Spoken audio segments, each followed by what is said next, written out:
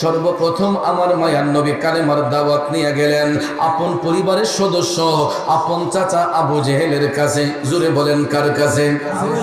আবু জেহেলের কাছে রাসূল কালেমার দাওয়াত নিয়ে গিয়া মধুর হাসি দিয়া মুস্কি হাসি দিয়ে দয়াল নবী বলতেছেন, চাচা এই কালেমা সত্য কালেমা, আপনি কালেমা পাঠ করুন। আবু জেহেল ডাক দিয়া কয়, ভাতিজা তোমার এই কালেমা যে সত্য কালেমা, এটার কি প্রমাণ তোমার কাছে আছে?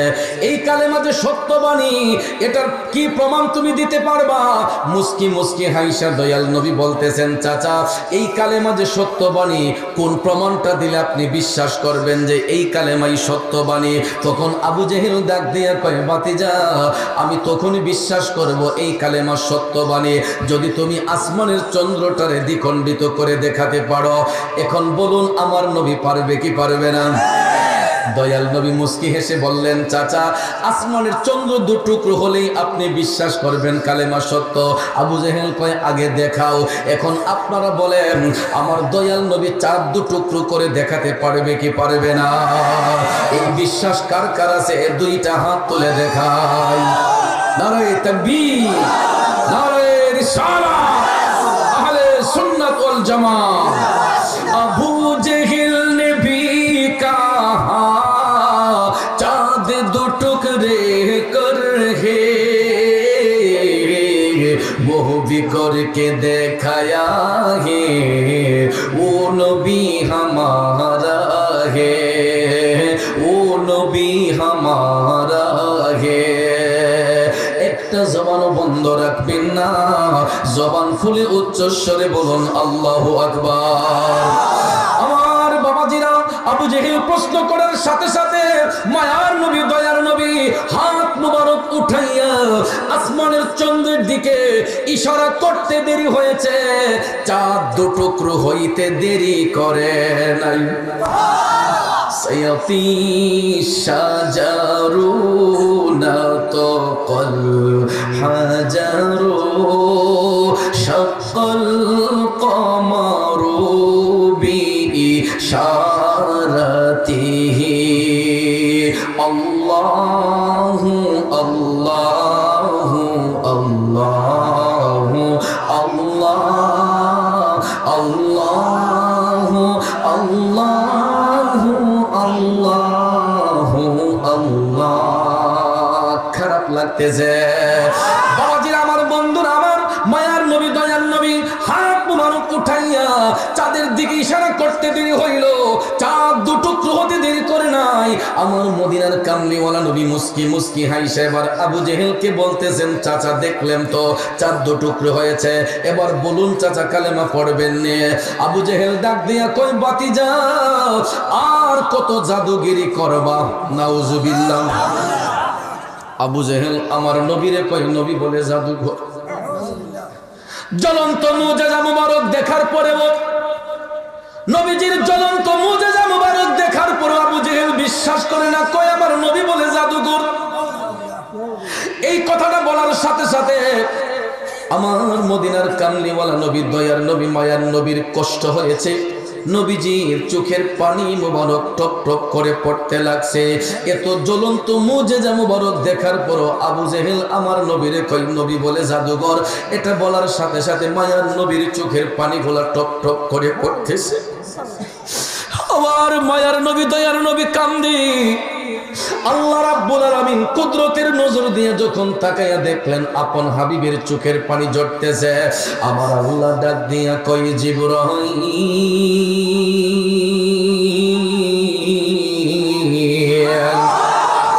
ও জিবরাইল রে, আমার বন্ধু নবীর সামান্যতম কষ্ট আমি আল্লাহ সহ্য করতে পারি না। আল্লাহ রাব্বুল আলামিন ডাক দিয়া কই, ও জিবরাইল, আবু জেহেল আমার বন্ধু নবী মুস্তাফার অন্তর মুবারকে কষ্ট দিয়েছে, যাও জিবরাইল যাও আবু জেহেলের দাঁত ভাঙ্গা জবাব দিয়ে আসো। সাথে সাথে আমার আল্লাহ ওহী নাজিল করে দিলেন। জিবরাইল আলাইহিস সালাম আয়েশা আমার মায়ের নবী দয়ার নবীর কাছে ওহী নিয়ে আসলেন।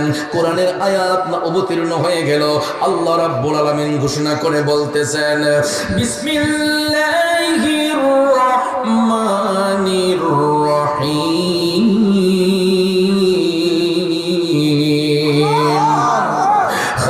খাতামাল্লাহু আলা কুলুবিহিম ওয়া আলা সামঈহিম ওয়া আলা আবসারিহিম গিশাওয়া।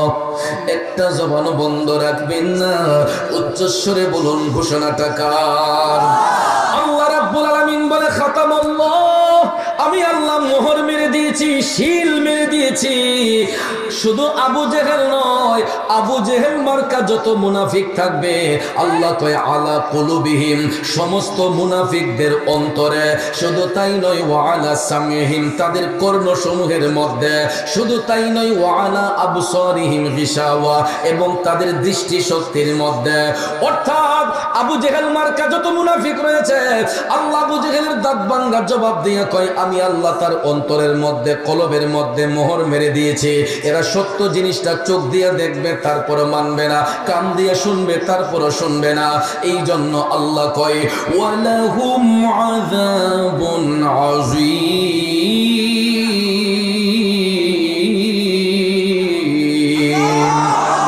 এদের জন্য আমি আল্লাহ যন্ত্রণাদায়ক শাস্তি নির্ধারণ করে রেখেছে।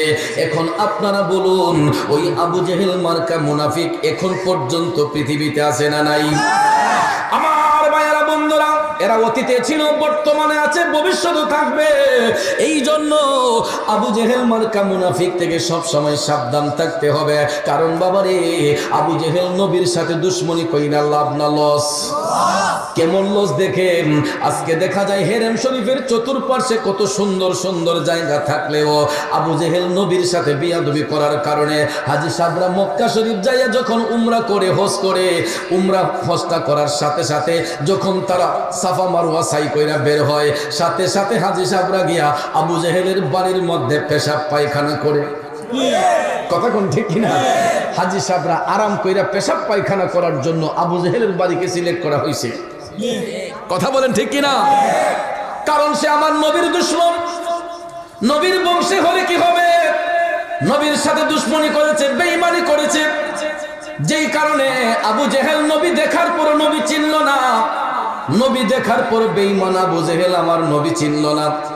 অথচ দেখেন বাজান, আমার নবীর জামানায় থাকার পরও জাহিরি চোখ দিয়ে কোনোদিন আমার নবীর সাথে দিদার হয় নাই, সাক্ষাৎ হয় নাই। অন্তরের মধ্যে নবীর প্রেম থাকার কারণে আমার মদিনার কামলিওয়ালা নবী খুশি হইয়া ওই আশেকরে হাদিয়া দিছে। ওই আশেকের নামটা জানার আগ্রহ আছে না নাই? ও আশিকুন কা এসা বনে হযরত ওয়াইসুল কারনি বনে। ওয়াসকুরনি পাগলার নামটা তো অবশ্যই শুনছেন বন্ধুরে। উহুদের ময়দানে, উহুদের ময়দানে আমার মদিনার কামলিওয়ালা নবী, দয়ার নবী, মায়ার নবী দাঁত মুবারক শহীদ হয়েছিল। রক্ত মুবারক যখন টপ টপ করে পড়তেছে রে বাজান, মদিনার কামলিওয়ালা নবীর একটু কষ্ট অনুভব হয়েছে। উহুদের ময়দানে আমার নবীর দান মুবারক শহীদ হয়েছে। ওই সংবাদটা কাশফুল কলুবের মাধ্যমে জানতে পেরেছিলেন। ইয়ামেন প্রদেশের একটা নির্জন এলাকা করণ, ওই করণ দেশের একটা পাগলা, ওই নবী প্রেমের পাগলা, যার নাম হচ্ছে ওয়াইস। নাম কি? ওয়াইস আল কারনি। কাশফুল কলবের মধ্যে জানতে পারলেন উহুদের ময়দানে আমার নবীর দান মুবারক শহীদ হয়েছে। ও বাজান, দেখেন প্রেমের কি কালেকশন। তখন তো গুগল সফটওয়্যার ছিল না, ইন্টারনেট ছিল না, টুইটার ছিল না, ফেসবুক ছিল না, মেসেঞ্জার ছিল না, হোয়াটসঅ্যাপ ছিল না, ইমো ছিল না, সাধারণ কোনো মোবাইল ফোনও ছিল না। তখন তিনি জানতে পেরেছিলেন কাশফুল কুলুবের মাধ্যমে, অন্তর চক্ষুর মাধ্যমে তিনি জানতে পারলেন উহুদের ময়দানে আমার নবীর দান মুবারক শহীদ হয়েছে। এই সংবাদটা পাইয়া ওয়াইসাল করনি টপ টপ করে চোখের পানি ছেড়ে কান্না শুরু করে দিলেন। আর তিনি ভাবতে লাগলেন, না জানি আমার নবীর কোন দাঁত মুবারকটা শহীদ হলো, উপর থেকে পড়ছে না নিচ থেকে পড়ছে। ওয়াইসাল করনি এটা নিয়ে গবেষণা করতে লাগলেন, ভাবতে লাগলেন। ভাবতে ভাবতে ভাবতে ওয়াইসাল করনি সজ্ঞান মস্তিষ্কে। আব্বাজিরা আমার, সাধারণত আমার আপনার দাঁতে ব্যথা হলে ডাক্তারের কাছে যখন যাই দেখবেন অপারেশন কইরা আগে ইনজেকশন দিয়া জায়গাটারে নিস্তেজ করে অচেতন কইরা আমাদের দাঁতগুলা টান দিয়া খুলে যাতে ব্যথা আমরা না পাই। ওয়াইসাল করণী নবীজির বিরহ বেদনায় তিনি অচেতন করে নয়, ইনজেকশন দিয়ে অচেতন করে নাই, জ্ঞানে মস্তিষ্কে নবীজির বিরহ বেদনায় কাইন্দা কাইন্দা ওয়াইসাল করণী প্রথমে উপরের পারি থেকে একটা দাঁত টান দিয়া খুললেন। আল্লাহু আকবার। রক্তটা যখন ফিচকি মেরে বের হয়ে গেছে, ওয়াজ করণী পাগলা কই না জানি আবার নবী কত কষ্ট পাইছে রে। ওয়াইসাল করণী টপ টপ করে চোখের পানি চাইরা কান্দে, কয় আমার নবীর কতটুক ব্যথা জানি কলিজাতে লাগছে। তখন নিচের পাড়ি থেকে আরেকটা দাঁত টান দিয়া খুললেন। ওয়াজ করণী কয় আমার নবীর না জানি কেমন কষ্ট হইছে রে। এই কথাটা চিন্তা কইরা, নবীজির কষ্টের কথা অনুভব কইরা ওয়াইসাল করণী একটা একটা দাঁতে ধরে টানতে টানতে নবীজির প্রেমে নিজের 32টা দাঁত মোবারক কুরবান কইরা দিছে। আরো জোরে করে আল্লাহু আকবার। आया नबी को एक दात पर उनको 32 घराना खोलोगे खोलोगे। इश्क नबी दिल में पैदा करो, क्या रसूले खुदा को भूलोगे भूलोगे। ओ नबीर प्रेमिकारा चिंता करे देखें আমরা কেমন নবীর আশিক। ওয়াইসাল করণীয় নবীর আশিক, ওই আশিক প্রেমিক পাগলা নবীজির একটা দাঁত মুবারকের সংবাদ পাইয়া গো নিজের 32টা দাঁত মুবারক টাইনা টাইনা খুলে ফেললেন। তাইলে চিন্তা করে যে আশিক নবীজির একটা দাঁতের সংবাদ পাইয়া নিজের 32টা দাঁত খুলে ফেলে, ওই আশিকের অন্তরে আমার নবীর ভালোবাসা কতটুক থাকতে পারে আপনাদের বিবেকে ছেড়ে দিলাম। আসুন সামনে যাই, আমার নবী ওই আশিকের জন্য কি হাদিয়া পাঠাইলেন। বাবারে আমার মায়ার নবীর বেসাল মুবারক হওয়ার আগে 63 বছর জিন্দেগি কাল মুবারক কাটানোর শেষ প্রান্তে যখন নবী আসলেন, সাহাবায়ে কেরামের মাজলিসে বসে রাসূল আলোচনা করতেছেন। ছিলেন হযরতে ওমর ইবনুল খাত্তাব রাদিয়াল্লাহু তাআলা আনহু, ওই মাজলিসের মধ্যে ছিলেন হযরতে মাওলানা আলী রাদিয়াল্লাহু তাআলা আনহু, অন্যান্য সাহাবায়ে কেরাম মাজলিসের মধ্যে বসা ছিলেন।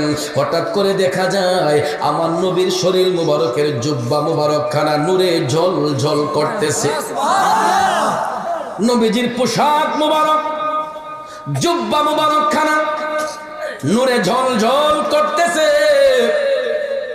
এই দৃশ্যটা দেখা হযরতে ওমর রাদিয়াল্লাহু তাআলা আনহু দাঁড়াইয়া নবীর কদমে সালাম দিলেন। আসসালাতু ওয়াসসালামু আলাইকা ইয়া রাসূলুল্লাহ। নবী গো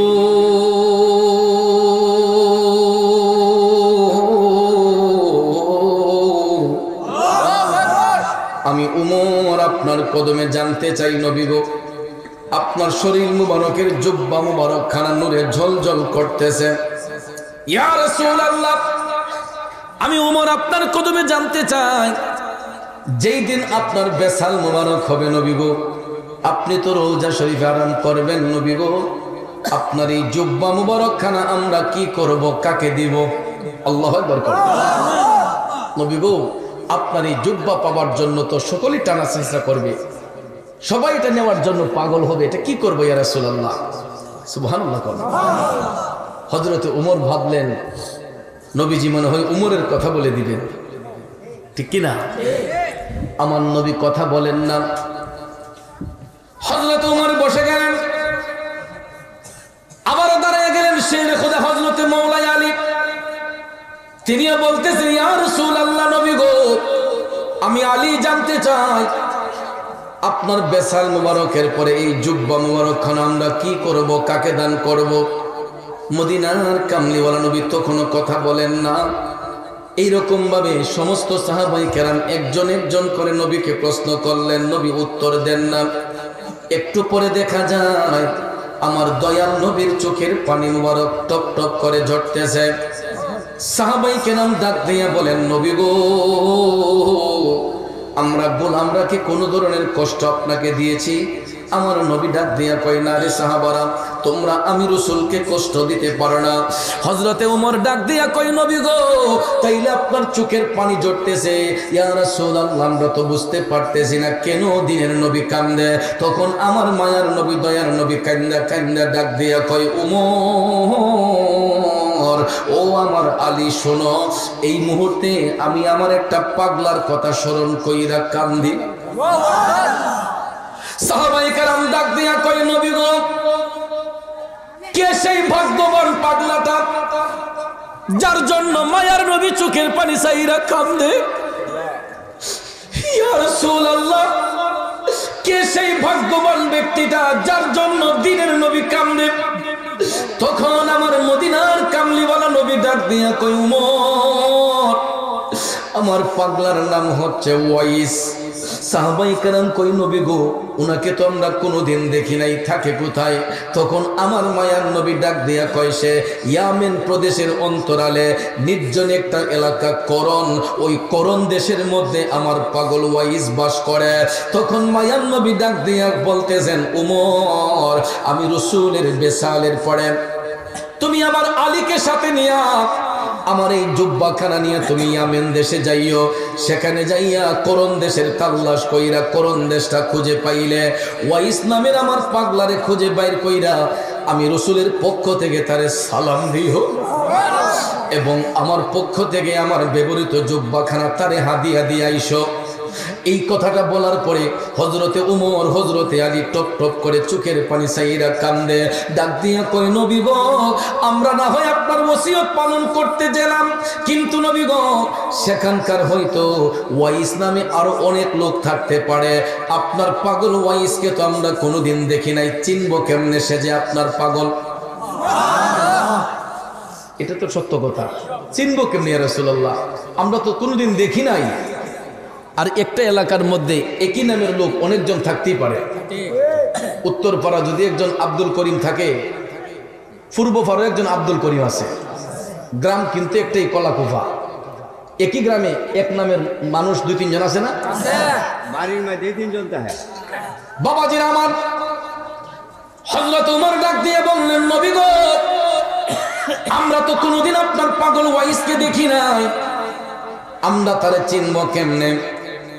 এখন এখানে প্রশ্ন হলো, আমার দয়াল নবীর সাথে তো কোনোদিন ওয়াইসাল করণীর সরাসরি সাক্ষাৎ হয় নাই, সরাসরি সাক্ষাৎ হয় নাই। এমত অবস্থায় সাহাবায়ে কেরাম প্রশ্ন করলেন, নবী গো, আমরা তারে চিনব কেমনে? এখন আপনারা বলুন, আমার দয়াল নবী চিনাইতে পারবে কি পারবে না? এই ক্ষমতা দয়াল নবীকে আল্লাহ দিছে কি দিছে না? ভাইয়ার আমার, বন্ধুরা আমার, নবী ডাক দিয়া কই, উমর, ওই নামের কোন ব্যক্তি যদি খুঁজে পাও, তখন তোমরা দেখবে এত সহজে সে তার পরিচয় তোমাদেরকে দিবে না, সহজে পরিচয় দিবে না। আর যদি তাকে চিনতেই হয়, তোমরা লক্ষ্য করে দেখবা তার ডান হাতটা মুঠ করা থাকবে। নবী বলছেন তার ডান হাতটা মুঠ করা থাকবে।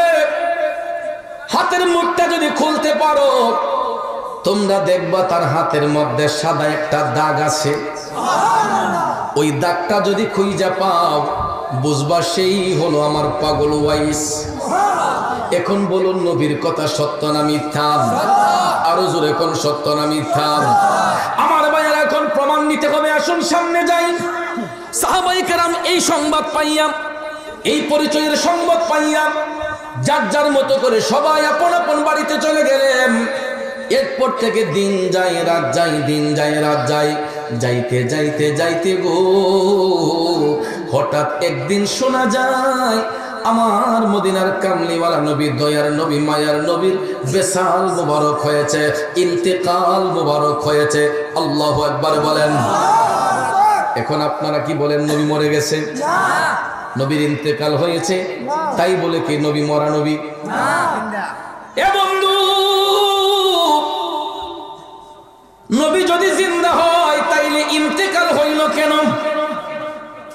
অনেকেই প্রশ্ন করবে, নবী যদি জিন্দা নবী হয় তাইলে জিন্দা নবীর আবার ইন্তেকাল হয় কেমনে? এই প্রশ্নের উত্তর তো দিতে হবে, ঠিক না বেঠিক? আব্বাজিরা আমার, আপনারা বলুন তো, এই পৃথিবীতে আল্লাহ রসুল পাঠাইছেন শিক্ষা দেওয়ার জন্য না শিক্ষা নেওয়ার জন্য? নবীর কোন শিক্ষক পৃথিবীতে অন্য কোন ব্যক্তি আছে? দয়াল নবীর শিক্ষক হলেন একমাত্র আল্লাহ। কথা কোন ঠিক কিনা? গভীর মনোযোগ। আল্লাহ হচ্ছেন রাব্বুল আলামিন, আমার নবী রাহমাতাল লিল আলামিন। কলাকুপার বাবাজিরা দেখেন আপন বন্ধুকে আল্লাহ কেমনে ইজ্জত দেয়। রাব্বুল আলামিন আল্লাহর উপাধি, রাহমাতাল লিল আলামিন নবীর উপাধি। রাব্বুল আলামিন লিখতে আরবি যতটা অক্ষর লাগে, রাহমাতাল লিল আলামিন লিখতে আরবি ততটা অক্ষর লাগে। রাব্বুল আলামিন অর্থ হলো গোটা জাহানের পালন কর্তা, রাহমাতাল লিল আলামিন অর্থ হলো গোটা জাহানের রহমত। যেখানে আল্লাহর প্রশংসা সেখানে আল্লাহর হাবিবের প্রশংসা। আল্লাহ রাব্বুল আলামিন, রাসূল রাহমাতাল লিল আলামিন। লা ইলাহা ইল্লাল্লাহ নবীর কালেমা, মুহাম্মদুর রাসূলুল্লাহ আল্লাহর কালেমা। এরকম ভাবে লা ইলাহা ইল্লাল্লাহ কালেমা লিখতে আরবি যতটা অক্ষর লাগে, মুহাম্মদুর রাসূলুল্লাহ লিখতে আরবি ততটা অক্ষর লাগে। মক্কাতুল মুকাররমা লিখতে যতটা অক্ষর লাগে, মদিনাতুল মুনাওয়ারা লিখতে ততটা অক্ষর লাগে, মসজিদ লিখতে যতটা অক্ষর লাগে, মাদ্রাসা লিখতে ততটা অক্ষর লাগে। নামের সাথে নাম মিলাইয়া আপন হাবিবকে ইজ্জত দিছে কে? এই জন্য আমার এক বড় ভাই লিখেছিলেন, আল্লাহ দিয়েছেন নবীকে সম্মান, তোমার হিংসাই হবে কি? আল্লাহ দিয়েছে নবীকে সম্মান, ঠিক না বেঠে? ওয়ারাফা'না লাকা যিকরাক, ঘোষণাকার আল্লাহ। আল্লাহ কয় হাবিব আপনার ইজ্জত আপনার প্রশংসা আমি আল্লাহই বাড়াইয়া দিছি, দুনিয়ার মানুষরা বাড়াইবার সাধ্য নাই, কমাইবার সাধ্য নাই, ঠিক না বেঠে? এই জন্য বলা হয়েছে রসুল আমি তোমায় না চিনিলে তোমার কি আসে যায়, দোনো জাহান নবীজির নূরি কদমে ঝুকায়, ঠিক কিনা কর? ভাইয়ার আমার, বন্ধুরা আমার, ওই মায়ের নবী দয়ার নবী শিক্ষা নিতে আসেন নাই, বরঞ্চ শিক্ষা দেওয়ার জন্য এসেছেন। আমরা যে দুনিয়াতে চিরস্থায়ী নয়, ওই শিক্ষাটা দেওয়ার জন্য আমার নবীর ইন্তেকাল হয়েছে। কুল্লু নাফসিন যায়িকাতুল মাউত, প্রত্যেক আত্মাকে মৃত্যুর স্বাদ গ্রহণ করতে হবে। একমাত্র ওই জিনিসটা আমাদেরকে শিখাইবার জন্য, বুঝাইবার জন্য আমার মায়ার নবী দয়ার নবীর বেসাল হয়েছে, ইন্তেকাল হয়েছে। এখন প্রশ্ন হলো ইন্তেকালই বা কেন হইল? সাময়িক সময়ের জন্য কেন বা নবীর ইন্তেকাল হইল? আব্বাজিরা আমার, কারণ আমরা যে মরণশীল, আমরা যে দুনিয়াতে থাকবো না, এটা বুঝাবার জন্য নবীর ইন্তেকাল হয়েছে। আর পার্থক্যটা হলো ওই জায়গায় আমি আপনি মারা যাওয়ার পরে জানাজার নামাজ হয়, হয়নিও? পুরুষ হোক মহিলা হোক, ইন্তেকালের পরে জানাজার মাঠে মুসল্লি যায়, তারপরে একজন ইমাম সাহেব সামনে দাঁড়িয়ে আমরা ইক্তেদাই তো বিহাজার ইমাম বলে জানাজার নামাজের নিয়ত করে জানাজায় দাঁড়াই। কথা কোন ঠিক না বেঠি? এখন আমার নবী যদি ইন্তেকাল হয়, মরা নবী হয়, নবীরও তো জানাজা হওয়ার কথা ছিল। সারা পৃথিবী জুড়ে আমি একটা চ্যালেঞ্জ দিলাম, কোন মৌলানা সাহেব যদি একটা দলিল দিয়ে প্রমাণ দিতে পারে নবীজির ইন্তেকালের পরে জানাজার ইমামতি করছেন অমুক সাহাবী, অমুক ব্যক্তি, অমুক জন, তমুক জন, আমি তাকে 10 লক্ষ টাকা নগদ প্রদান করব। কারণ নবীজির তো জানাজাই হয় নাই, ওই নবী কেমনে মরা নবী হইব? বাজান রে, নবীর বেসালটা হয়েছে আমাকে আপনাকে শিক্ষা দেওয়ার জন্য যে আমরা দুনিয়াতে চিরস্থায়ী নয়, আমরা এই দুনিয়ার মায়া ছেড়ে অন্ধকার কবরে যাব, এই দুনিয়াটা ছেড়ে আমরা পরজগতে যাব, একমাত্র ওই শিক্ষা দেওয়ার জন্য আমার মায়ার নবী দয়ার নবীর বেসাল মুবারক হয়েছে। তাই বলে নবী মরা নবী না, হায়াতুন নবী, জিন্দা নবী। কথা কোন ঠিক কিনা? কারণ আল আম্বিয়া আহইয়াউন, সমস্ত নবীগণ জিন্দা, ফি কুবুরিহিম, আপন আপন রওজা শরীফের মধ্যে, ইউসাল্লুন, তারা নির্দিষ্ট টাইমে সালাত আদায় করেন। শুধু তাই নয়, তারা আল্লাহর পক্ষ থেকে রিজিক প্রাপ্ত। সুবহানাল্লাহ কোন নবী হায়াতুন নবী জিন্দা নবী, এতে আর কোনো সন্দেহ আসেনি। আব্বাজিরা মারা শুন সামনে যাই, তখন মায়ার নবী রওজা শরীফের মধ্যে যখন আরামে চলে গেলেন নবীজির ওসিয়ত পালনের জন্য, এই নুরানি জুব্বা মুবারক খানা হাতের মধ্যে লইয়া ইয়ামেন দেশের উদ্দেশ্যে রওনা হইলেন হযরতে উমর এবং শেরে খোদা হযরতে মাওলানা আলী। সুবহানাল্লাহ কোন তারা দুইজন রওনা হইলেন ওয়াইসাল কারণীকে তাল্লাশের জন্য।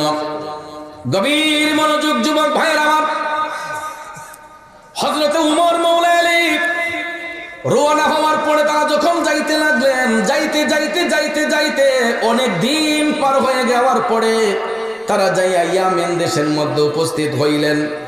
আব্বারে ইয়ামেন দেশের মধ্যে উপস্থিত হইয়া এখন করণ দেশ তো তারা খুঁজে পায় না, কারণ ইয়ামেন তো একটা প্রদেশের নাম, ঠিক না ঠিক? যেমন কিশোরগঞ্জ একটা জেলা, এটার অধীনে কুলিয়ারচর একটা উপজেলা। মনে করেন জেলা বাদ দিলাম, এই কুলিয়ারচর উপজেলার মধ্যেও এমন কিছু গ্রাম আছে আপনারা কুলিয়ারচরের মানুষ হয়েও চিনেন না, আছেন এমন? ইয়ামেন হলো একটা প্রদেশের নাম, ইয়ামেন হলো একটা প্রদেশের নাম। ওই এলাকার একটা নির্জন এলাকা করণ, করণ দেশটা অনেকেই চিনে না, আসলে চিনার তো কথাও না।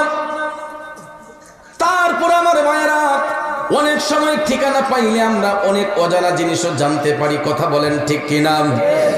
হযরতে উমর এবং শেরে খোদা মাওলানা আলী ইয়ামেন দেশের বড় বড় মাজলিসের মধ্যে আলোচনা কইরা তারা জানতে চায় করণ দেশের কোন লোক আছে না নাই। অনেকটা মাহফিল করলেন কিন্তু কোন লোক পাওয়া যায় না। হঠাৎ একদিন ইয়ামেন দেশের অনেক বড় একটা মাজলিসের মধ্যে হাজার হাজার লোক সমাগমের ভিতরে তালিম প্রদান করছেন হযরতে উমর এবং শেরে খোদা মাওলানা আলী রাদিয়াল্লাহু তাআলা আনহু। আলোচনার এক ফাঁকে হযরতে উমর রাদিয়াল্লাহু তাআলা আনহু ডাক দিয়া বললেন, মাজলিসের ভাইরা গো, আপনাদের এই মাজলিসের মধ্যে ইয়ামেন দেশের কোন লোক, করণ দেশের কোন লোক এখানে আসেনি? যখন হযরত উমর বললেন, দেখা যায় ফাঁকে ফাঁকে কয়েকজন লোক হাত তুলছে, হুজুর আমাদের বাড়ি করণ। সুবহানাল্লাহ। আমার ভাইয়েরা বন্ধুরা, যখন এরা বলছে হুজুর আমাদের বাড়ি করণ, হযরত উমর বললেন, ভাইয়েরা মেহেরবানি করে আপনারা একটু আমাদের নিকটে আসেন। তারা যখন নিকটে আসলো তখন সবাইকে বিদায় দিয়া ওই লোকদেরকে কাছে আইনা হযরত উমর বললেন, ভাই আপনাদেরকে তাল্লাশ করছি এই জন্য, বলুন তো আপনাদের করণ দেশে ওয়াইস নামে কোন লোক বাস করেনি? সুবহানাল্লাহ। এরা কয়, না হুজুর এই নামে তো কোনো লোক আমাদের সমাজে বাস করে না। কোথায়? আমাদের সমাজে এই নামের কোন লোক বাস করে না। হযরতে উমর বললেন, এই নামের কাউরে চিনেননি আপনাদের এলাকায়? তখন লোকেরা ডাক দিয়া কই, হুজুর ওই নামের কোন লোক আমাদের সমাজে বাস করে না, তবে ওই নামের একটা পাগলা আছে আমাদের এলাকার মধ্যে। প্রায় সময় দেখি একটা গাইড কাদের মধ্যে নিয়ে জঙ্গলার ভিতরে আসা যাওয়া করে।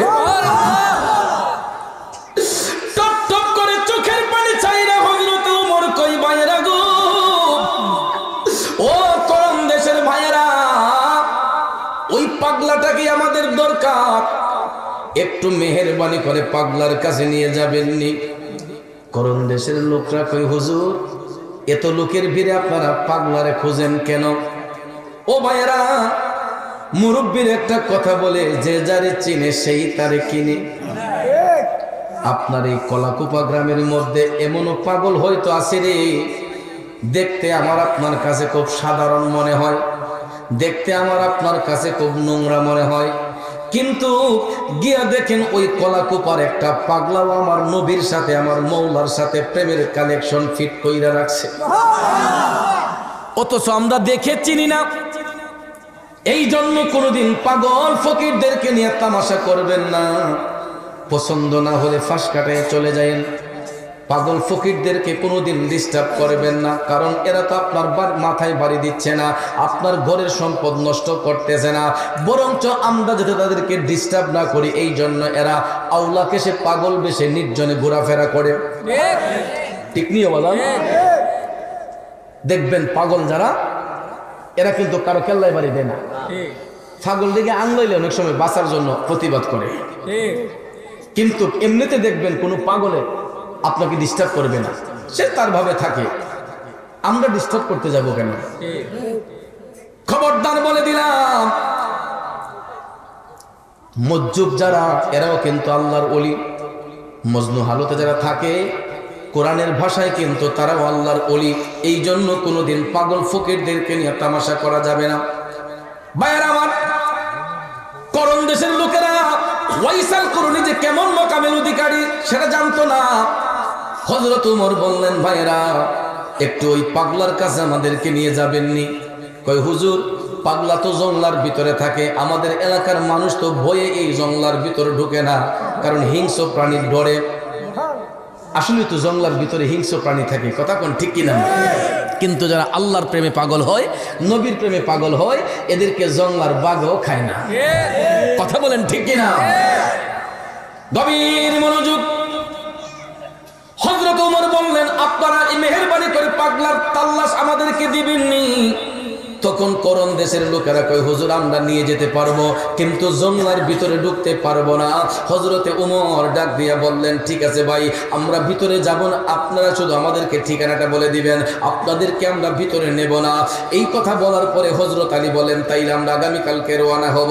এই সিদ্ধান্তের মধ্যে অটল হইয়া বন্ধুরা আমার, বাবাজিরা, যখন তারা রওনা হয়ে গেলেন, যাইতে যাইতে যাইতে গো এ বন্ধু, যাইতে যাইতে যাইতে তারা যখন করণ দেশের মধ্যে যেয়ে পৌঁছলেন, করণ দেশে পৌঁছার পরে হাইটা হাইটা জঙ্গলার কাছে গেলেন। তখন হযরতে আলী বললেন, ভাই এখন কি পাগলা জঙ্গলার ভিতরে আসেনি? কই হুজুর, এই টাইমের মধ্যেই পাগলা জঙ্গলার ভিতরে থাকে। তখন হযরতে আলী বলতেছেন, ঠিক আছে, এখন আপনাদের আর যেতে হবে না। অসংখ্য ধন্যবাদ দিয়া তাদেরকে বিদায় কইরা হযরতে ওমর এবং শেরে খুদা মাওলানা আলী তারা দুইজন জঙ্গলার ভিতরে ঢুকছে গো। জঙ্গলার ভিতরে ঢুকছেন হযরত ওমর এবং শেরে খুদা মাওলানা আলী। দুই কাতা কাইয়া দেখে আমার নবীর প্রেমের পাগল ওয়াজ করুনি কেবলামুখী হইয়া, আমার আল্লাহর প্রেমে পাগল হইয়া সিজদারত অবস্থায় নামাজ আদায় করতেছে। আরো জোরে কোন সুবহানাল্লাহ। নামাজ পড়ো রে গহিনে ডুবিয়া, নামাজ পড়ো, নামাজ পড়ো রে গহিনে ডুবিয়া, নামাজ পড়ো। ও ভাই পঞ্চ আত্মা মুক্তা দিয়া জ্ঞানী মান সাজাইও রে গহিনে ডুবিয়া, নামাজ পড়ো। কথা বলেন ঠিক কিনা? বাজার আমার, নামাজ শুধু পড়লেই হবে না, নামাজের মতো নামাজ পড়তে হবে। কথা বলেন ঠিক না বেঠে? এ বন্ধুরা আমার, বাবাজিরা, এই সমাজের মধ্যে প্রায় 95% লোক আছে লোক দেখানো নামাজ পড়ে। আল্লাহ ভাবার লাগে কয় বেটা নামাজ পড়ে? সমাজের ভয়ে, মানুষের ডরে, জীবতে তিনি শরম হয়, পরিবার অনেক শরম হয়, সমাজ অনেক শরম হয়, শর্মে বর্মে গিয়ে নামাজও হার হয়। আছেন এমন লোক? আছে। নামাজও পড়তেছে, সুদ খাইতেছে, নামাজও পড়তেছে, ঘুষ খাইতেছে, নামাজ পড়তেছে, বেবিচারি করতেছে, নামাজ পড়তেছে, আরেক বেটার হাতে লাল কাইটা ভিতরে ঢুকাইতেছে। এমন নামাজিও তো আছে। গভীর মনোযোগ। নামাজ কোন ঠাট্টা মশকরার ইবাদত নয়। ও যুবক, নামাজ এমন একটা ইবাদত যেই ইবাদতের মাধ্যমে মওলার সাথে বান্দার একটা প্রেমের কালেকশন ফিট হয়। কথা কোন? নামাজও দ্বারায় যদি আল্লাহরে নাই দেখা যায়, ওই নামাজ পড়বো কেন? গভীর মনোযোগ, মনোযোগ। আল্লাহকে দেখার ইচ্ছা তো আমাদের অন্তরে জাগে না।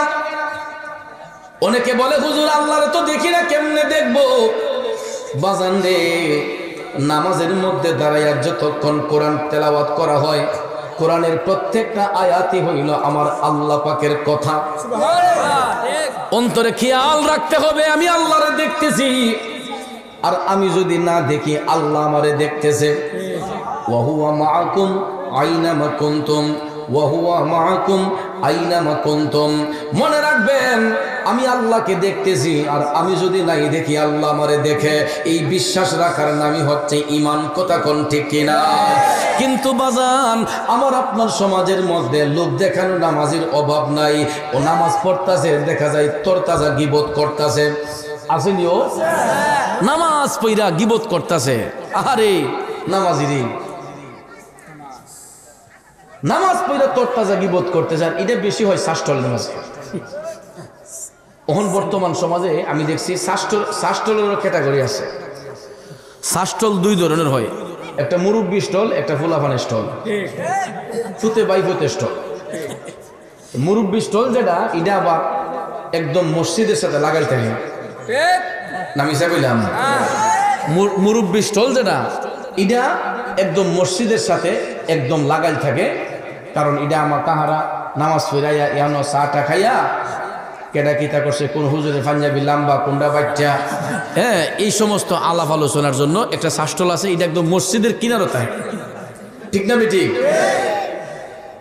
সারা জীবন চিটারি বাটফারি করছে, বয়স 40-50 হয়ে গেছে গা, দাড়িগুলো যখন ফাঁকছে, এরপরে দেখা যাবে এটা চিটারি বাটফারি করে। তখন ফুলাফানে কয়, আব্বা তোমার বয়স হয়েছে, ওহনিতে ছাড়ো না, তুমি নামাজ না পড়লে তো আমরা শরম হও। ঠিক না বেটি? তুমি নামাজ কালাম না পড়লে শরম হয়। অন ফুতাইতে ডরে, তাই না নামাজি হইছে, কিন্তু টানাটানি বন্ধ হইছে না। দেখবেন টানা টুনা সাইরা অন্য কোনো জায়গায় কাশি নাই, মসজিদও গেলে আব্বা হগল কাশি আই পড়ে। ঠিক না বেটি?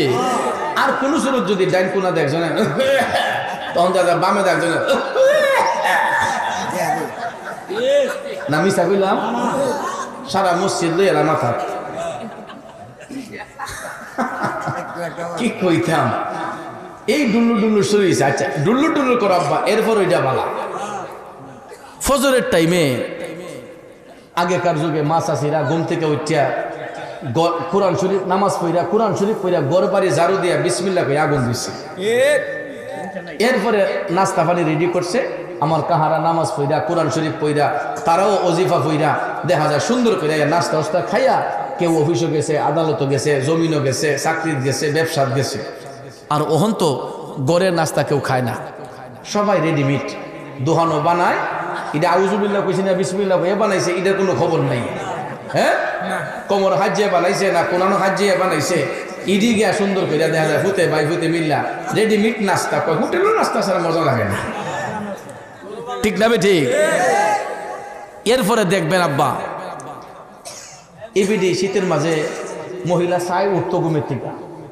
এরপরও মুরব্বী কয়, অমুকের মা হইতে তা কয় আমি তো নামাজ পড়ে নাস্তা লইয়া এবিডি ইমান করলাম নষ্ট করতেছে। চাই মহিলা নামাজ পড়তো, তাই নিয়ে বুড়া বসে গিয়ে ভালোবাসা দেখাইতেছে। তুমি হইতে তা আমি লইয়া মনে চা, তোমার লাগে নাস্তা লইয়া মনে, বিডিরে আরাম দিছে। আর তাই নে কাশ্মীরি সাজ্জটা লাগাইয়া আতলা ফিসি দিনে উহু করে কাশতে কাশতে মসজিদও গেছে।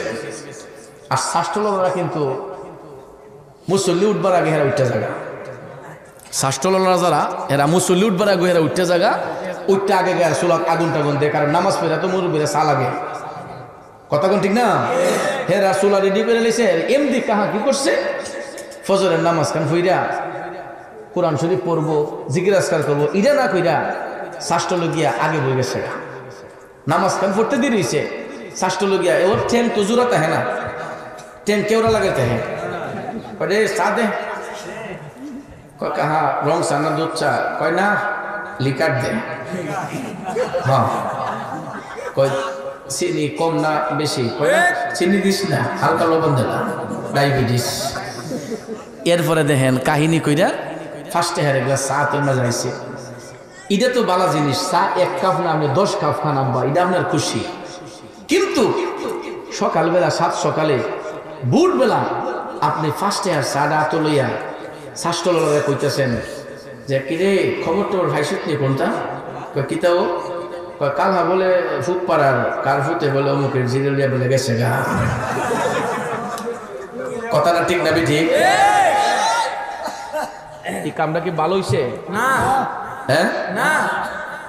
আমার নবী বলেছেন আল গীবাতু আশাদ্দু মিনাজ জিনা, গীবত করা হয়েছে জিনার চেয়ে নিকৃষ্ট কাজ। ও চাচা, আপনি নামাজ পড়লেন আল্লাহর খুশির জন্য, আপনি নামাজটা পড়া চাষ করে আইসা 1 কাপ না 10 কাপ চা খান, এটা আপনার খুশি। কিন্তু আব্বারে 4 কাপটা হাতে নিয়েই তো আপনি একজন ভদ্রলোকের গীবত করে ফেললেন। কেন আপনি শুনেন নাই? আল্লাহর নবী বলেছেন কেউ যদি কোনো অন্যায় করে, অপরাধ করে, একজন ভাই যদি আরেকজনের অপরাধটা ঢাইকা রাখে, হাসরের মাঠে আল্লাহ রাব্বুল আলামিন ওই ব্যক্তির গুনাহগুলোকে ঢাইকা রাখবে। কিন্তু আমরা দেশও এখন যে একটা অবস্থা, কেমনে মানুষের শর্মিন্দা করন যায়, ঘায়েল করন যায়, মোবাইলারে চেষ্টা করে ক্যামেরা অন করে এমনি হারিতে বোঝা যায়। তাই কইতাছে সাল্লাল্লাহ পড়তেছে, বোঝা যায়। এই রেকর্ড কইরা দেখা যায় একটা মানুষকে বদনামি করার জন্য, একটা মানুষকে হেয় প্রতিপন্ন করার জন্য কতলা আমাদের ফুলাফান আছে কতলি ফাগলা ইডি দেখবেন ফেসবুকে সাইডা দেয়, ইতা ছেড়ে দেয়, হিতা ছেড়ে দেয়। একটা মানুষকে কিভাবে বেইজ্জতি করন যায় এরকম কাজ করে। কথা কোন ঠিক না ঠিক? এ যুবক শোনো ভাই, আমার নবী কামলিওয়ালা বলছেন কেউ যদি কার অপরাধ ঢাইকা রাখে, হাসরের ময়দানে আল্লাহ তার অপরাধ ঢাইকা রাখবে। কারণ এমন কোন ব্যক্তি নাই যে বলতে পারবে যে আমি নির্দোষ, আমি গুনাহ করছি না। কারণ আমরা হাতের দ্বারা, পায়ের দ্বারা, চোখের দ্বারা, ব্যবহারের দ্বারা আমি আপনি গুনাহ করতেই পারি, এটা অস্বাভাবিক কিছু নয়। ঠিক না বেঠে? এই জন্য পরে নিজেকে তো সাধু মনে করবেন না, নিজেকে তো সাধু মনে করা যাবে না। কারণ আমি যত বড় আল্লাহ ওয়ালা হই, জমিনাত জিনা, নবী বলেছেন গীবত করা জিনার চেয়েও নিকৃষ্ট কাজ। চাচা, আপনি সকালবেলা 7 সকালে 4 কাপটা হাতে নিয়ে আপনি তো গীবতে চলে গেলেন। তাইলে বলুন গীবতকারী নামাজ পড়লে ওই নামাজ দেয়া আল্লাহ পাওয়া যাইবনি? কথা কোন আল্লাহ পাওয়া যাইবনি? এই জন্য পরে নামাজ পড়তে হবে একমাত্র আল্লাহর সন্তুষ্টির জন্য। কেননা সুন্দর করে বলা হয়েছে ইন্নাস সালাতা তানহা আনিল ফাহশাই ওয়াল মুনকার।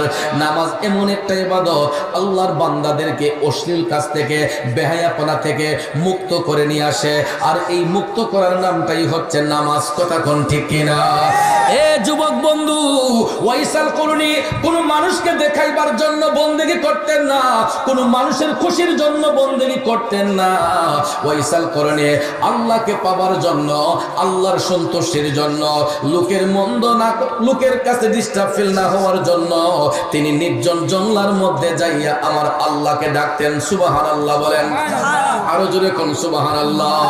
ওয়াইসাল করুনি তিনি যখন সিজদারত অবস্থায় নামাজ পড়তেছেন, হঠাৎ করে দেখা যায় ওয়াইসাল করুনিকে দেখা হযরতে ওমর এবং মওলা আলী পিছন পিছন তারা গেলেন, যাইয়া ওয়াইসাল করুনির পিছনে দাঁড়াইলেন। ওয়াইস করুনি নামাজ পড়তেছেন, নামাজ পড়া যখন সালামটা ফিরাইলেন, হযরতে ওমর, হযরতে আলী ওয়াইসাল করুনিকে লক্ষ্য করে সালাম দিলেন, আসসালামু আলাইকুম ওয়া রাহমাতুল্লাহ। ওয়াইস করুনি পাগলা কই কিরে, আমার মতো কোন পাগল জঙ্গলার ভিতরে আইলো? কোন মানুষ তো ভয়ে ঢুকে না এই জঙ্গলার ভিতরে, কে আসলো রে?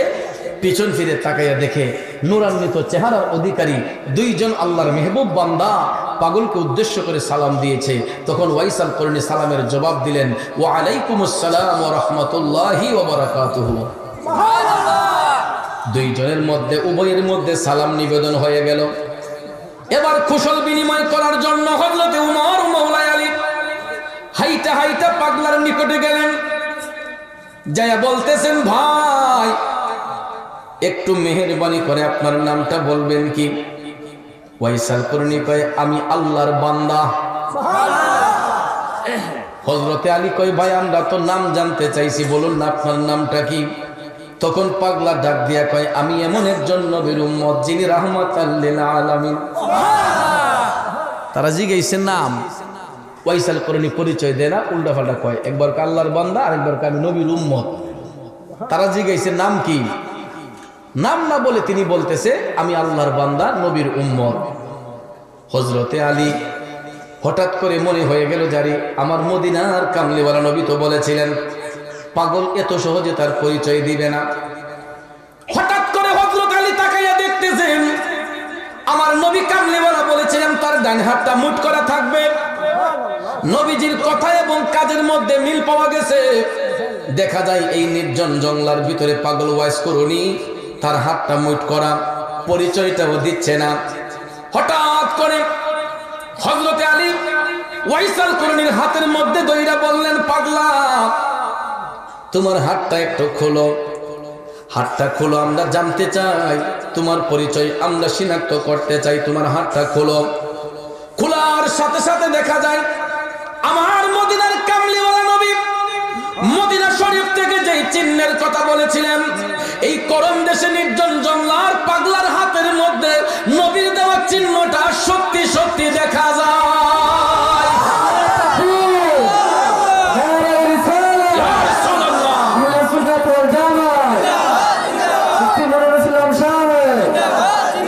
আরে নবীর ইশকের পাগল তার সিনায় এলেমের খনি, ঠিক না বেঠে?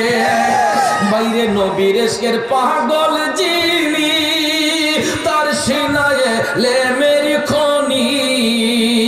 আরে ঘরে বসে দেখতে পারে সোনার মদিনা, এলেমের শহর গো নবী শাহে মদিনা। ও ভাই কুরআন হাদিস পড়লেই শুধু আলেম তো হয় না, নবীর প্রেমে মজনু যারা তারাই মাওলানা। কে বলে রে আমার নবী গায়েব জানে না, এলেমের শহর গো নবী শাহে মদিনা, এলেমের শহর গো নবী শাহে মদিনা। কথা বলেন ঠিক না বেঠে? আব্বাজির আমার অনেক ভাই সাহেবরা কয় আমার নবীর কাছে দেওয়ালের পিছনের খবরও বলে নাই। জোরে কোন নাউজুবিল্লাহ। অথচ দেখেন আমার নবী কোনদিন ওয়াজ করুনিকে দেখেন নাই, না দেখার পরেও সাহাবায়ে কেরামকে পরিচয় শনাক্ত করে দিয়েছেন। হযরতে উমর মৌলানি জঙ্গলার ভিতরে গিয়া দেখতেছেন সত্যি সত্যি পাগলার হাতের মধ্যে নবীর দেওয়া চিহ্ন দেখা যায়। তখন হযরত উমর ডাক দিয়া বললেন, হে পাগলা, অবশ্যই তোমার নাম ওয়াইস। এখন তো আর লুকাইতে পারে না, কই জি।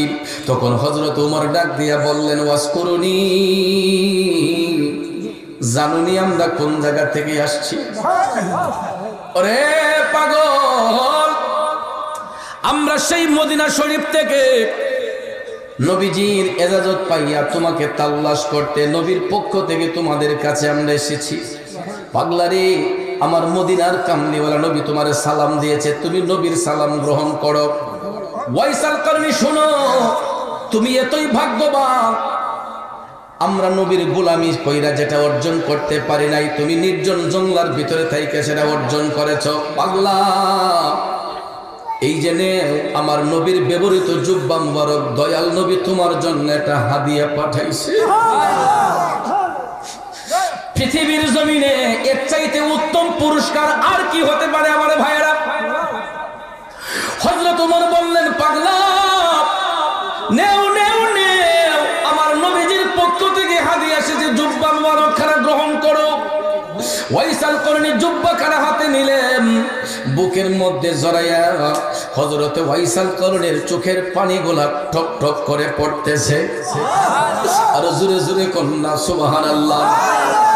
নবীর প্রেমে পাগল যারা, নবীর প্রেমে পাগল হলে আল্লাহ তাআলা খুশি, নবীর দরদ পড়ো দিবানিশি, নবীর দরদ পড়ো দিবানিশি। বন্ধুরে, ওয়াইসাল করনি আমার নবীর জুব্বা মুবারক হাতের মধ্যে লইয়া বুকের সাথে জড়াইয়া চোখের পানি ছাইরা কান্না করতেছে। হযরতে আলী ডাক দিয়া কয়, পাগলা, তুমি কান্দো কেন? আজকে তো তোমার কান্নার দিন নয়, তোমার আনন্দের দিন। ও বন্ধু শুনেন, কান্না কিন্তু সব কান্না কষ্টের কান্না নয়, কান্নাও কিন্তু দুই ধরনের, একটা আনন্দের কান্না, একটা কষ্টের কান্না। মানুষ যদি বেশি কষ্ট পায় কষ্টের সহিত কান্দে, আবার মানুষ যখন কোনো বিষয়ে বেশি আনন্দিত হয়, বেশি খুশি হইলে দেখবেন চোখ দিয়া পানি ঝরে। ওয়াইসাল করনি মনের খুশিতে, মনের আনন্দে নিজের আবেগ ধরে রাখতে পারে নাই, এই জন্য নবীজির জন্য চোখের পানি চাইরা কান্না এসে গেছে। নবীর ভালোবাসা পাই ওয়াজ করনির কান্না এসে গেছে। হযরতে আলী ডাক দিয়া কই, পাগলা, আমরা তো এই পর্যন্ত নবীর গায়ে দেওয়ার পরে এই জুব্বা মোবারক কারো গায়ে দেখি নাই। তুমি যেহেতু সেই সৌভাগ্যের অধিকারী, জুব্বাখানা গায়ে দিয়ে আমাদেরকে একটু দেখাও না। ওয়াজ করনি রে, আমরা দেখতে চাই নবীজির জুব্বা মোবারক পরলে তোমারে কেমন মানায়। ওয়াইসাল করনি ডাক দিয়া কই, হুজুর, জুব্বা যদি পড়তে হয় আমার একটু সময় দেন, আপনারা একটু অপেক্ষা করেন, আমি জুব্বাখানা গায়ে দিয়ে আসতেছি। তো হযরত ওমর মৌলা আলী ভাবলেন, একটা কাপড় চেঞ্জ করতে আর কয় মিনিট বা সময় লাগবে? 2-4 মিনিট লাগবে, আমরা অপেক্ষা করি। তারা এই বলে অপেক্ষা করতেছেন। ওয়াজ করনি পাগলা জুব্বা নিয়ে আবার জঙ্গলার ভিতরে গেছে, সাথে কিন্তু গাইড আছে। কান্দের গাইডটা কিন্তু লগে লগেই থাকে। জঙ্গলার ভিতরে যাইয়া ওয়াজ করনি পাগলা আবার সিজদার মধ্যে পড়ে কান্না করতেছে। তাদেরকে বলতেছে, হুজুর আমি জুব্বা পরে আসি। তারা অপেক্ষা করতেছেন, কিন্তু জুব্বা পরে নাই। জঙ্গলার ভিতরে যে ওয়াজ করনি পাগলা আবার সিজদারত অবস্থায় কান্না করে আমার আল্লাহর ডাক দিয়া বলতেছে, আল্লাহ, আমি অধম পাগলের জন্য তোমার হাবিব নবী মুস্তাফার পক্ষ থেকে জুব্বা এসেছে হাদিয়া। আল্লাহ, তুমি যদি অনুমতি দাও এই জুব্বাখানা আমি গায়ে দিতে পারি। গভীর মনোযোগ, সিজদার মধ্যে পইরা ওয়াজ করনি পাগলা ডাক দিছে, আল্লাহ, অনুমতি পাইলে জুব্বাখানা গায়ে দিতে পারি। আমার আল্লাহ কুদরতি জবান মোবারকে ডাক দিলেন, পাগলা, তোমাকে জুব্বা পরার অনুমতি দেওয়া হইল। সুবহানাল্লাহ। এখন পড়তে আর কোনো অসুবিধা আসেনি। ওয়াজ করনি পাগলা তো অনুমতি পাইয়া সিজদা থেকে উঠে না, সিজদার মধ্যেই পড়ে আছে।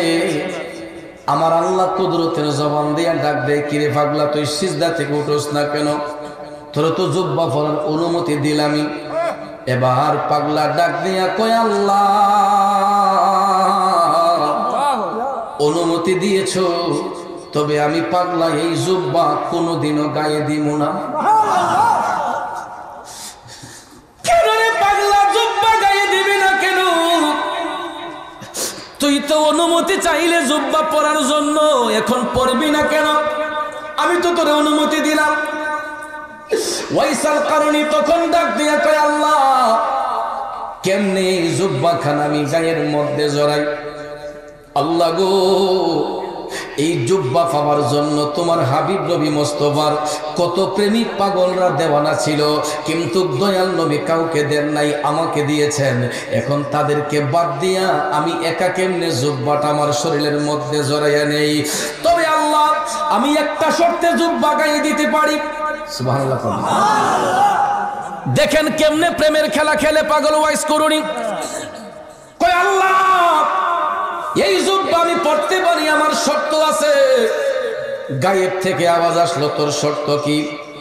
তখন পাগলা ডাক দিয়া কয়, আল্লাহ, যদি তুমি তোমার হাবিব নবী মুস্তাফার উম্মতের গুনাহ মাফ করে দাও, তাইলে এই জুব্বাখানা আমি গায়ে দিয়ে দিব।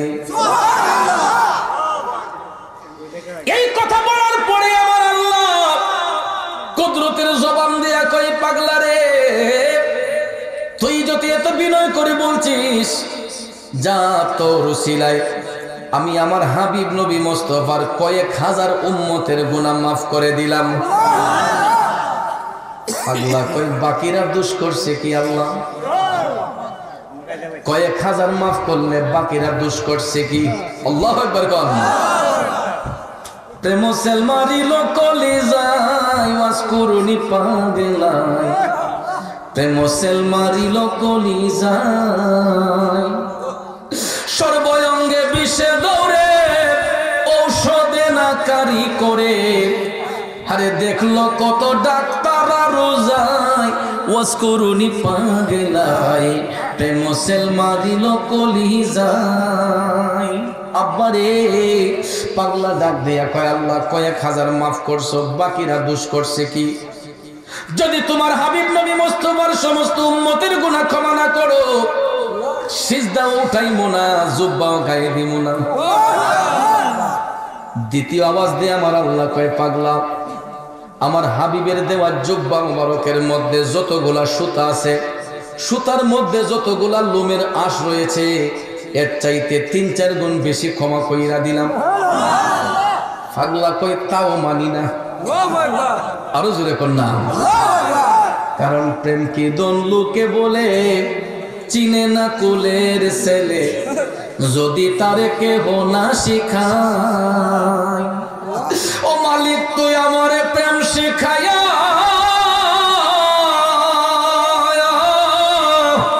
তুই আমারে প্রেম শিখায়া কোন দোষে যাবে সারিয়া। আরে প্রেম ফাঁসি লটকায়া গলায়, ওয়াজ করুনি পাগলাই, প্রেম সেল মারিল কলিজায়। বন্ধুরা আমার বাবাজিরা পাগলা ডাক দিয়ে কই আল্লাহ, আমি তো একবারই বলেছি যতক্ষণ তোমার হাবিব নবী মুস্তাফার সমস্ত উম্মতের গুনাহ ক্ষমা না করবা, আমি সিজদাও তুলবো না, আমি নামাজ সিজদাও উঠাইবো না, জুব্বাও পরবো না। এই বলে যখন সিজদার মধ্যে পড়ে আছে, বাবাজিরা আমার বন্ধুরা আমার, 1 নম্বর ডাকের উত্তর আসলো, 2 নম্বর ডাকের উত্তর আসলো, 3 নম্বর ডাক দিয়া পাগলা যখন সিজদায় পড়ে আছে, ওই দিকে যে 2 জন অপেক্ষা করতেছেন মনে আছেন? হযরত ওমর এবং মাওলা আলী কয় কিরে, এত সময় তো লাগার কথা নয়, পাগলা কি করে? জুব্বা পড়তে তো এত সময় লাগার কথা নয়। হযরতে আলী বলতেছেন, ও আমিরুল মুমিনিন, আসেন আমরা একটু দেখি পাগলা কি করতেছে। হযরত ওমর বললেন, ঠিক আছে আলী চলেন দেখি তো পাগলা কি করতেছে। তখন তারা যাইয়া দেখেন হযরতে ওয়াইসাল করুনি সিজদার মধ্যেই পড়ে আছে। 3 নম্বর ডাক আসার আগেই হযরতে ওমর পাগলারে যাইয়া ডাক দিলেন, রে ওয়াজ করুনি। আল্লাহু আকবার। এখন তো ডাক দিয়া পেছ লাগে গেছে, আর না দিয়ে তো উপায় ছিল না। হযরতে ওয়াইসাল করুনি যখন ওমর রাদিয়াল্লাহু তাআলা আনহুর ডাক শুনলেন, তখন তিনি সিজদা থেকে উঠছে।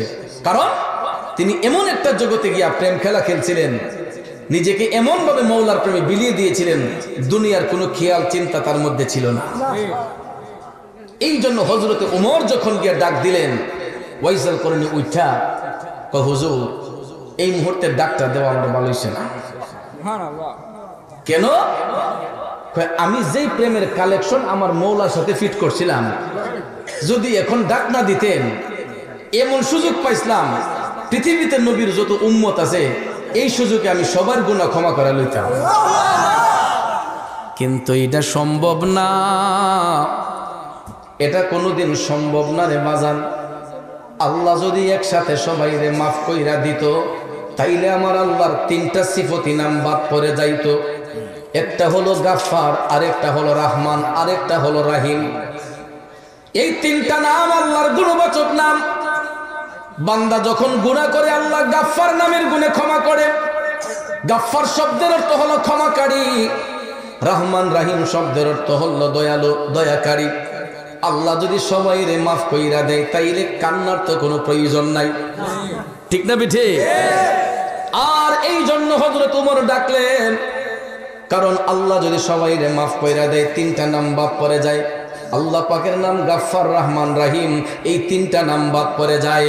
এই জন্য আমার ভাইরা, আল্লাহ যদি সবাই রে মাফ কইরা দিত, তাইলে তো আমাদের আর কান্নার কোন বান্দার চোখের পানির বদলতে আল্লাহ মাফ কইরা দেয়। জোরে কোন সুবহানাল্লাহ। এবার হযরত ওয়াইসাল করুনি এই কথা যখন বলল, হুজুর আমাকে ডাকটা দিলেন কেন? যদি ডাক না দিতেন আমি নবীর সমস্ত উম্মতের গুনাহ ক্ষমা করায় লইতাম। এই কথাটা শোনার পরে হযরতে আলী ডাক দেয়া কয়, পাগলা তুই নবীকে এত ভালোবাসস, নবীর উম্মতদেরকে এত ভালোবাসস। আলহামদুলিল্লাহ।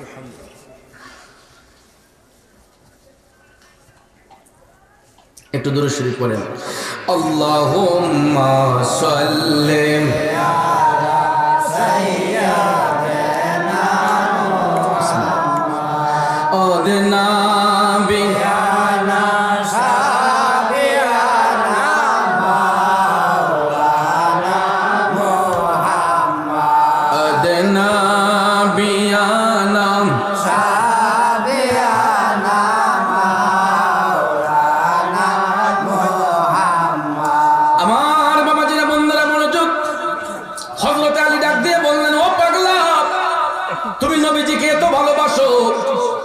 নবীজিকে এত ভালোবাসো, নবীর উম্মতদেরকে তো তাজিম করো, তাইলে একটা বারও কি নবী দেখার স্বাদ তোর অন্তরে জাগলো না? এ ওয়াসকুরুনি, তুই তো নবীর জামানায় ছিলি, এ তো নবীর জন্য পাগল, তাইলে নবী দেখার জন্য কি তোমার অন্তরে একটা বড় স্বাদ জাগলো না? পাগল, তুমি তো ইচ্ছে করলে যাইতে পারতাম। ভাইয়ের আমার, বন্ধুরা আমার, ওয়াইসাল কারণী ডাক দিয়া হযরত ওমর এবং মওলা আলীকে বলতেছে, হুজুর আমি না হয় একজন পাগলা রসুলকে নাই দেখলাম, বলেন তো হুজুর আপনারা আমার দিনের নবীরে দেখছেননি? দেখেন না কেমনে প্রেমের প্রেস মারে। হযরত ওমর মওলা আলী তারা আসছেনই নবীর কাছ থেকে, তারা কি নবীরে দেখছে না? তো এই দুইজন ব্যক্তিরে ওয়াসকুরুনি প্রশ্ন করতেছে, হুজুর আমি পাগলা না হয় রসুলরে না ওই দেখলাম, আপনারা আমার নবীরে দেখছেন? তখন হযরত ওমর আয়েশা দিছে, আরে পাগল, দেখছি মানে অবশ্যই আমরা রসুলরে দেখছি, আমরা তো আইলামই নবীর কাছ থেকে। এখন পাগলা ডাক দিয়া কয়, হুজুর নবী যদি দেখা থাকেন কোন তো দেখি, আমার নবীজির কপাল মুবারকের মধ্যে যেই ব্রু মুবারক ছিল, এই ব্রু মুবারক গোলা জোড়া লাগানো ছিল নাকি আলাদা ছিল? আচ্ছা, এই প্রশ্ন যে বেটা করে এটার উত্তর কি হয়? সে দেখছে না দেখছে না? ওয়াইসাল কারণে ডাক দিয়া কই, হুজুর নবী যদি দেখা থাকেন বলুন আমার নবীর কপাল মুবারকের ব্রু মুবারক গোলা জোড়া ছিল না আলাদা ছিল?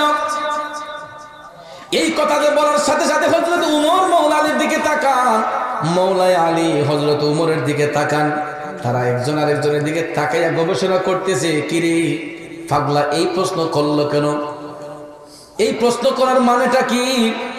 তারা যখন এটা নিয়ে গবেষণা করতেছেন, গবেষণা করতে করতে অপর দিক দিয়া পাগলা হাতে কলম নিয়া নবীজির কপাল মুবারকটা, নবীর কপাল মুবারকের চিহ্নটা অঙ্কন করিয়া ওয়াসকুরুনি ডাক দিয়া কয়, হুজুর দেখেন তো এটা চিনেননি? হযরত ওমর এবং মওলা আলী ডাক দিয়া কয়, পাগলা রে, এ ওয়াসকুরুনি, এ তো দেখছি আমার নবীর কপাল মুবারক। পাগলা, তুই তো কোনোদিন আমার নবীর দেখোস নাই, তুই জানলে কেমনে আমার নবীর কপাল মুবারক এরকম ছিল? তখন ওয়াসকুরুনি পাগলা ডাক দিয়া কয়, হুজুর নবী দেখার জন্য মদিনা শরীফ যাওয়া লাগে না। হুজুর নবী দেখার জন্য মদিনা শরীফ যাওয়া লাগে না, ঠিক না বেটি? পাগলা ডাক দেয়া কয়, হুজুর নবীর প্রেম যদি অন্তরে থাকে, আশেকগুলা পৃথিবীর যেই কোনো প্রান্ত থেকে আমার নবীর সাথে যদি প্রেমের কানেকশন ফিট করতে পারে, আমরা মদিনা না গেলেও মদিনার কামলিওয়ালা নবী গোলামদেরকে দেখা দিতে পারে। কারণ হাজিরে নাজিরে নবী গো জানি আমরা ইমানে, ঠিক কিনা কম? আমার ভাইয়েরা বন্ধুরা, আমরা পৃথিবীর যেই প্রান্তে থাকি না কেন, নবীর সাথে প্রেমের কানেকশন ফিট করলে এই কলাকুপা গ্রাম থেকেও নবী দেখা সম্ভব হবে কি হবে না? কথা কোন হবে কি হবে না? বন্ধুরে, ওয়াসকুরুনি যখন এই কথা বললো, হযরতে আলী বলতেছেন, পাগলা তোর সব কথা মানলাম, একটা বারের জন্য তো তুই যাইতে পারতে। তখন পাগলা ডাক দেয়া কই, হুজুর আমি তো যাইতাম ঠিকই, আমার দয়াল নবী নিষেধ করছে যাওয়ার জন্য। আরে পাগল, নবী নিষেধ করে কেন যাওয়ার জন্য? ওয়াইসাল করণী কয়, হুজুর আমি ইতিপূর্বে আরো 2 বার গিয়েছি, আমি ইতিপূর্বে মদিনা শরীফ আরো 2 বার গিয়েছি, কিন্তু আমি অনেকক্ষণ অপেক্ষা করার পরেও আমি রসুল দেখতে পাই নাই। এই জন্য পরিশেষে যখন আবার যাওয়ার সিদ্ধান্ত নিয়েছি, আমাকে নবীজি নিষেধ করছেন যাওয়ার জন্য। এখন প্রশ্ন হলো, রসুল কেন নিষেধ করলেন? এটা জানা দরকার আছে না? আমার আব্বাজিরা রে, ও কলাকুপার বাবাজিরা, আমার নবী এই কারণে নিষেধ করেছিলেন। এখান থেকে মিশকাত শরীফ প্রমাণ দিয়েছে, ওয়াইসাল কারণের কান্দের মধ্যে যে গাইটটা থাকতো, ওই গাইটের মধ্যে কি ছিল জানেননি? ওই গাইটের মধ্যে কোনো কাপড় ছিল না, অন্য কোনো সম্পদ ছিল না। পৃথিবীর অমূল্য সম্পদ একটা সন্তানের কাছে, অমূল্য সম্পদ যেটা, এটা হলো তার গর্ভধারিণী মা। ওয়াইসাল কারণের মা বৃদ্ধা বয়সে অসুস্থ, সেবা করার মতো কোনো লোক নাই, ও কলাকুপার বাবাজিরা, মায়ের সেবা করার মতো অন্য কোনো লোক নাই, পার্সন নাই। এই জন্য মায়ের সেবার মধ্যে ত্রুটি না হওয়ার জন্য আমার মদিনার কামলিওয়ালা নবী বলছেন, পাগলা তুই আসার দরকার নাই, তুই তোর মার খেদমত কর, আমি নবী আইসা তোরে দেখা দিয়া যাইব।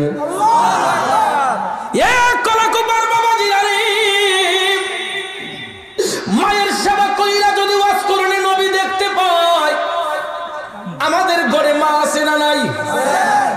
আমরাও যদি আমাদের মার সেবা করি, নবী দেখা সম্ভব কিনা? অনেকে বলতে পারে, হুজুর আমার আম্মা তো কালো, হুজুর আমার আম্মা তো শ্যামবর্ণ, হুজুর আমার আম্মা তো চোখ কানা, আমার মা তো লুলা।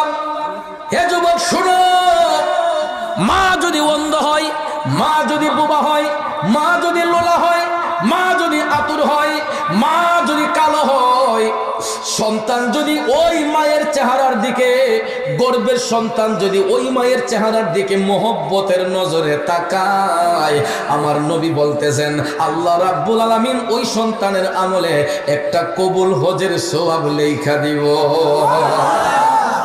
ওরে মা ডাকিটি কত মধুর জানে যে সবাই, মায়ের একটু আদরেতে কি যে শান্তি পাই রে, কি যে শান্তি পাই। কবুল হজের সওয়াব হয়, কবুল হজের সওয়াব হয় দেখলে মায়ের চেহারায়, মায়ের কদমের নিচে জান্নাত দিলেন খোদাই। কথা বলেন ঠিক না বেঠে? আমার ভাইরা বন্ধুরা, আল্লাহর নবীর সাহাবী নবীজির খেদমতে গিয়া বললেন, নবী গো, আমি যদি আমার মার চেহারার দিকে মোহব্বতের নজরে তাকাই, আমার নবী কয় আল্লাহ তোমার আমল একটা কবুল হজের সওয়াব দান করবে।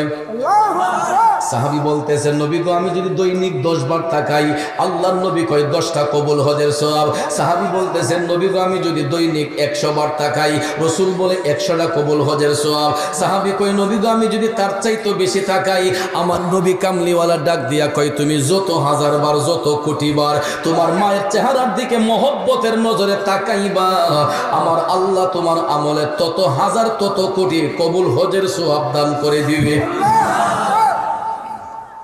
বর্তমানে হজ করতে 7 লাখ টাকা লাগে, না হইল 6.5 লাখ, ঠিক না বিঠি?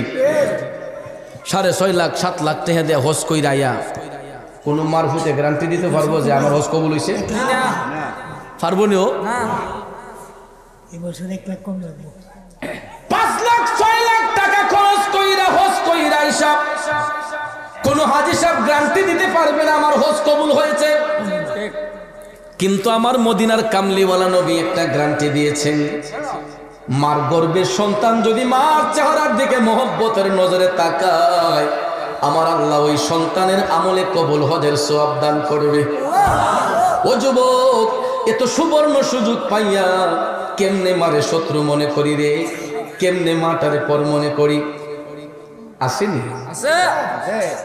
ছেলে এখন পয়সাওয়ালা, বাড়ি যে তার 3-4 তলা, সব তালাতেই ঘর আছে, মায়ের নাই রে ঘর, বিয়ের পরে বউ আপন, মা এখন পর।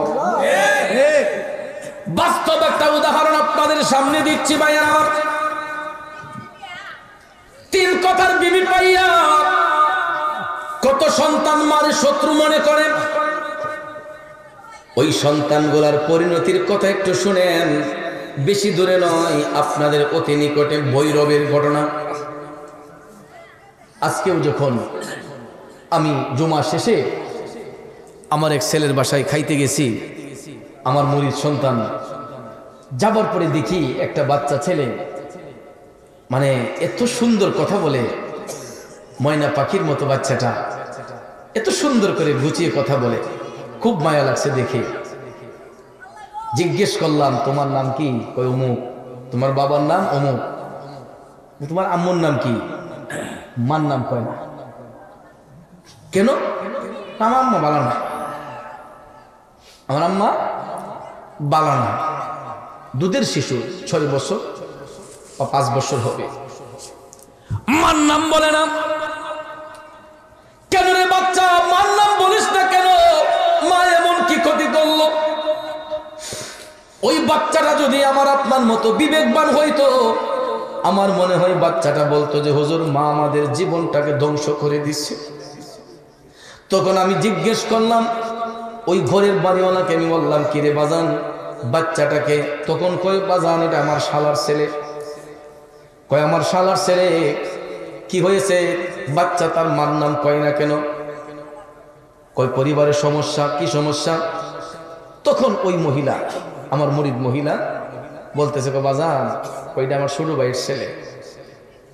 কয় আমার ভাইটা বিদেশ গিয়া বউরে আপন বানাইছে, তখন মারে দেখতে আসছে না, মারে গ্রামের বাড়িতে রাখছে, বউ সল্লা দিছে যে টাউনে বাসা করে দোন লাগবো, বউরে বাইনা বাসা ভাড়া করে দিচ্ছে। মাটা গ্রামের মাঝে কষ্ট করে কাটাইছে দিন, ওই জিয়াইতের বাড়ি বাড়ি গিয়া খাইছে থাকছে, ফুতে টেহা দেনা, ফুতে টেহা দেনা, সব টেহা খন্নাসে ফাটাইছে বউর অ্যাকাউন্টে, সব টেহা কার অ্যাকাউন্টে পাঠাইছে? বউয়ের অ্যাকাউন্টে পাঠাইছে।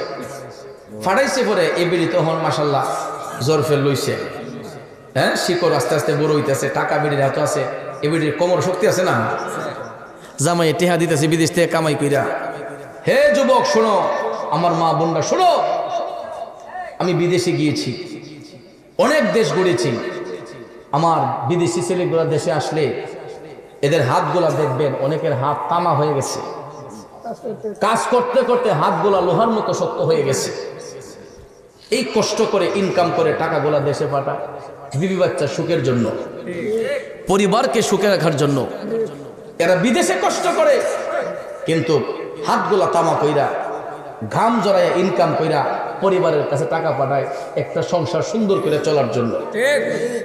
ওই ছেলেটা বিদেশ থেকে টাকা পাঠাইছে স্ত্রীর অ্যাকাউন্টে, মারে তখন শত্রু মনে করছে, মা নিজ টাকার মধ্যে বাঘ বসায়। আরে কমিন, পৃথিবীর জমিনে দুইজন বন্ধু আছে যারা দুইজন কোনোদিন সন্তানের শত্রু হয় না। একজন হলো মা, একজন হলো বাবা। এরা সন্তানের টাকার প্রতি লোভ করে না, সম্পদের প্রতি লোভ করে না। যদি মা বাবার অ্যাকাউন্টে টাকা দেন, এই ছেলের ভবিষ্যতের লাগবে ফিসের সহ সামনের সহ এক কানে জায়গা কিনা ফুট তো লাগে কিনছি না, ঠিক না? ঠিক। ছেলের সুখের জন্য ওই মা বাবা টাকা নিজে খায় না, বরঞ্চ ছেলেদেরকেই দেয়। আমার বন্ধুরা, আমার ওই স্ত্রীর অ্যাকাউন্টে টাকা পাঠাইছে, লাখ লাখ টাকা পাঠানোর পরে কোমলমতি দুইটা ফুটফুটে সুন্দর বাচ্চা রাইখা ওই নারীটা তার স্বামীর অ্যাবসেন্সে পরকিয়া কইরা আরেকটা ছেলের সাথে সম্পর্ক কইরা ওই বাসা ছাইরা স্বামী যখন দেশে আসবে এর একদিন আগে ওই মহিলা বাড়ি থেকে পলাইয়া গেছে। বাচ্চা দুইটারে দাদির কাছে দিয়া এই মহিলা আরেক বেটা লিয়ে গেছে। নাউজুবিল্লাহ কইতেন না? এখন তুই কারে বিশ্বাস করছিলি? মার মনে বাবার মনে ধোঁকা দিয়া বউরে আপন বানাইছিলি। স্ত্রী যদি একটা হারিয়ে যায় আরো 10টা স্ত্রী পাওয়া যায়, কিন্তু মা হারাইলে কি মা পাওয়া যায় না? বাবা হারাইলে বাবা পাওয়া যায় না। দেখেন সে যে মারে এত কষ্ট দিল, মারে টাকা পয়সা দিছে না, ওখান যে তোর ঔরজাত সন্তান দুইটা, এই দুইটা নাতিরও তো এই মুরব্বী মহিলাই ফালতেছে। কথা কন? আমি জিজ্ঞেস করলাম আপনি এখন বাচ্চা পালন করে? কয় আমি কি নাতি ফালাইয়া ফারা, আমি কি দিলে ফালাইয়া ফারা।